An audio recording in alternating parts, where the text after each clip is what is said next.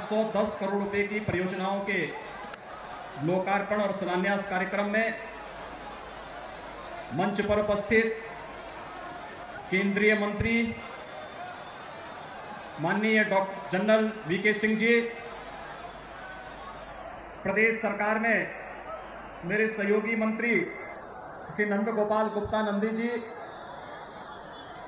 इसी माटी के लाल, और उत्तर प्रदेश सरकार में पिछड़ा वर्ग कल्याण और दिव्यांग जन सशक्तिकरण विभाग के मंत्री श्री नरेंद्र कश्यप जी,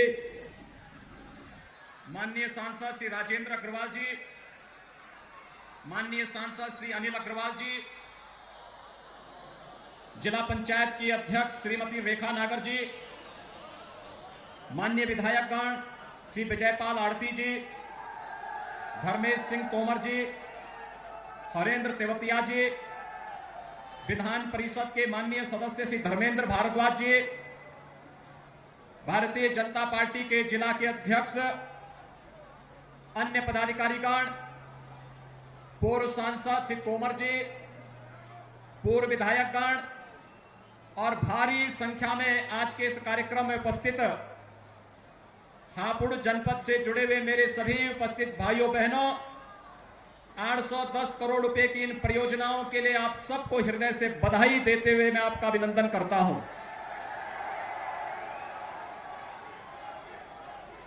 मैं आज प्रातः काल से ही मेरठ मंडल के दौरे पर हूं और आप सब जानते हैं कि अगर मैं मेरठ मंडल में आऊं और हापुड़ का दौरा न करूं तो वही स्थिति होती है कि कोई भोजन ले और उसमें हापुड़ का पापड़ न ले तो फिर मजा फीका हो जाता है। और यही स्थिति मेरठ मंडल के दौरे के लिए हम लोगों के लिए आवश्यक होता है। मैं आप सबको अभिनंदन देता हूं कि विगत विधानसभा चुनाव में प्रधानमंत्री मोदी जी के आह्वान और नेतृत्व में आप सबने भारतीय जनता पार्टी के प्रत्याशियों को भारी बहुमत से चुनाव जिता करके भेज करके तीनों सीटों पर विजयी बनाया है। इसके लिए मैं आप सबका अभिनंदन करता हूं, आपका आभार व्यक्त करता हूं। और इसीलिए जब शिलान्यास और उद्घाटन के कार्यक्रम की शुरुआत होनी थी तो हापुड़ को ही हम लोगों ने चुना कि पहले हापुड़ में ही इस कार्यक्रम को संपन्न कर लें। भाइयों बहनों, आप सबने सभी पूर्व अनुमानों को ध्वस्त करते हुए एक भारत श्रेष्ठ भारत के प्रधानमंत्री मोदी जी के आह्वान पर अपने आप को हापुड़ के समग्र विकास के साथ जोड़ा है और उसी विकास की कड़ी को आगे जोड़ने के लिए आज हम यहां पर आए हैं। हापुड़ को बने हुए 11 वर्ष हो गए। हापुड़ के पास अब तक अपना जिला चिकित्सालय नहीं था। अब जिला चिकित्सालय का भी लोकार्पण होकर के अनेक सुविधाओं से युक्त जिला चिकित्सालय आज हम आपको उपलब्ध करा रहे हैं। और बहुत शीघ्र मैंने यहां पर अपने जनप्रतिनिधियों से भी कह दिया है, पैसे की कमी नहीं आएगी। जिला मुख्यालय के निर्माण के लिए इंटीग्रेटेड कचहरी का निर्माण होना चाहिए, जहां पर जनता आसानी से पहुंच भी सके, किसी को असुविधा भी न हो, लेकिन साथ साथ सभी जिला स्तरीय कार्यालय एक कैंपस में अगर हम कर देंगे तो जनता को भी सुविधा हो जाएगी और साथ साथ वहां पर जुड़े हुए सभी स्टेक होल्डर्स उससे जुड़ करके विकास की इस प्रक्रिया को एक नई ऊंचाई देने में अपना योगदान दे पाएंगे। और इसके लिए मैंने कहा, इसके लिए जितने भी धन की आवश्यकता पड़ेगी राज्य सरकार इसमें आपको भरपूर सहयोग करेगी, कहीं कोई कोताही नहीं बरती जाएगी। भाइयों बहनों, आपने अभी हाल ही में कांवड़ यात्रा को सफलतापूर्वक होते हुए देखा होगा। कांवड़ यात्रा हुई ना, और शांतिपूर्ण तरीके से हुई ना। तो ये शांतिपूर्ण तरीके से इसलिए हो रही है क्योंकि आज प्रदेश में कानून का राज है। आज प्रदेश में दंगे नहीं होते। आज प्रदेश में गुंडागर्दी के लिए कोई जगह नहीं है। आज प्रदेश के अंदर बेटियां स्कूल जा सकती हैं, माताएं बहनें मार्केट जा सकती हैं, अपने कार्य से कहीं भी जा सकती हैं। उनकी सुरक्षा पर कहीं कोई सेंध लगाने का दुस्साहस नहीं कर सकता है। अगर करेगा तो फिर भरेगा भी।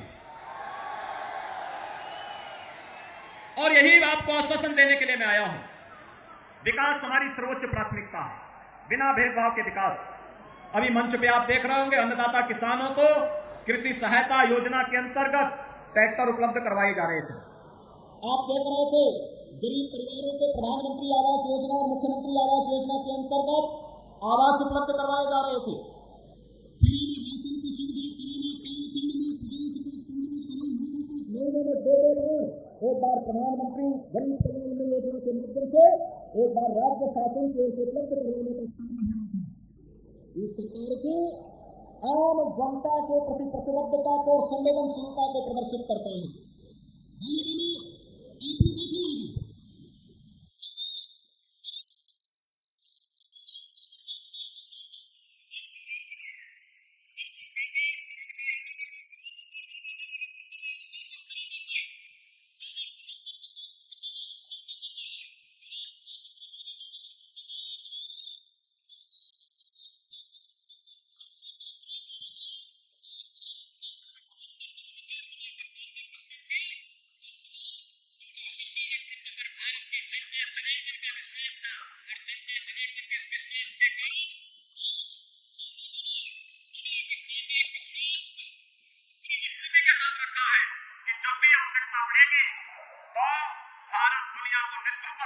क्षमता रखता है और प्रधानमंत्री मोदी जी के नेतृत्व में आज वह सर्वत्र दिखाई दे रहा है।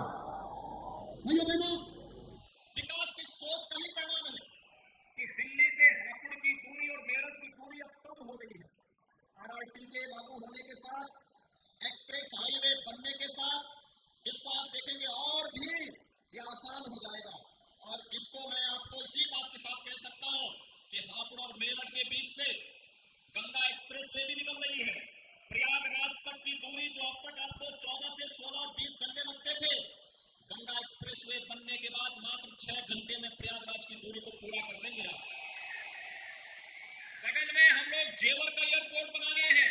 अंतर्राष्ट्रीय एयरपोर्ट आपके सामने बनेगा तो यहाँ के युवाओं के लिए, लाखों की संख्या में युवाओं के लिए रोजगार की सुविधा उपलब्ध होगी। और बगल में ही मेडिकल डिवाइस पार्क भी हम बना रहे हैं, तो फिल्म सिटी का भी निर्माण करने जा रहे हैं। हमारे युवाओं का भी मैं मेरठ से आ रहा हूं। चौधरी चरण सिंह विश्वविद्यालय मेरठ में 1000 युवाओं को अभ्युदय योजना और स्वामी विवेकानंद तकनीकी सक्षमता योजना के अंतर्गत हम लोगों ने टैबलेट और स्मार्टफोन उपलब्ध करवाने का कार्य किया है। सरकार ने लक्ष्य तय किया है, प्रदेश के अंदर 2 करोड़ युवाओं को हम टैबलेट और स्मार्टफोन उपलब्ध करवाने का काम करेंगे। 2 करोड़ युवाओं को उसकी ट्रेनिंग देंगे और स्मार्ट युवा के रूप में केंद्र और राज्य सरकार की योजनाओं के साथ युवाओं को जोड़ने, हर परिवार के एक नौजवान को नौकरी अथवा रोजगार के साथ जोड़ने के कार्यक्रम को आगे बढ़ाने का कार्य हम करने जा रहे हैं। उत्तर प्रदेश आने वाले समय में देश की नंबर 1 की अर्थव्यवस्था बने, ये हम सबकी सामूहिक जिम्मेदारी बनती है। लेकिन भाइयों बहनों, ये होगा तब जब 25 करोड़ का उत्तर प्रदेश एक स्वर में एक कदम के साथ आगे बढ़ता हुआ दिखाई देगा तो उत्तर प्रदेश को देश की नंबर 1 की अर्थव्यवस्था बनने से कोई रोक नहीं सकता है। अब उस दिशा में प्रयास आगे बढ़ाने की आवश्यकता है। आज मैं आप सबको इसी बात के लिए आश्वस्त करने के लिए आया हूं। भाइयों बहनों, 5 वर्ष पहले आपके साथ भेदभाव होता था, बिजली नहीं मिलती थी, सुरक्षा का वातावरण अत्यंत भयावह था, अराजकता थी, फिरौती मांगी जाती थी, गुंडागिर्दी चरम पर थी, विकास के कार्य ठप पड़े हुए थे, विकास की परियोजना में लूट खसोट थी। आज तो स्पोर्ट्स यूनिवर्सिटी भी आपके बगल में मेरठ में बनने जा रही है।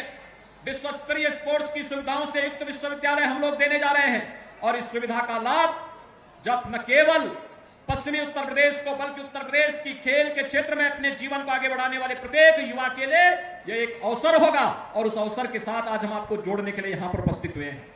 भाइयों बहनों, आज जिन विभिन्न प्रकार की परियोजनाओं का शिलान्यास और लोकार्पण का कार्यक्रम हो रहा है, ये स्वास्थ्य से भी जुड़ी हुई है, ये शिक्षा से भी जुड़ी हुई है, ये बुनियादी सुविधाओं से भी जुड़ी हुई, सड़क है, बिजली है, पेयजल की स्कीम है, ग्राम सचिवालयों को और सुदृढ़ करने की दिशा में किए जाने वाले प्रयास का हिस्सा हो या अन्य उन सभी कार्यों के लिए जो एक आम नागरिक के जीवन में व्यापक परिवर्तन का कारण बनेगी, उन सब के साथ जुड़ा हुआ है।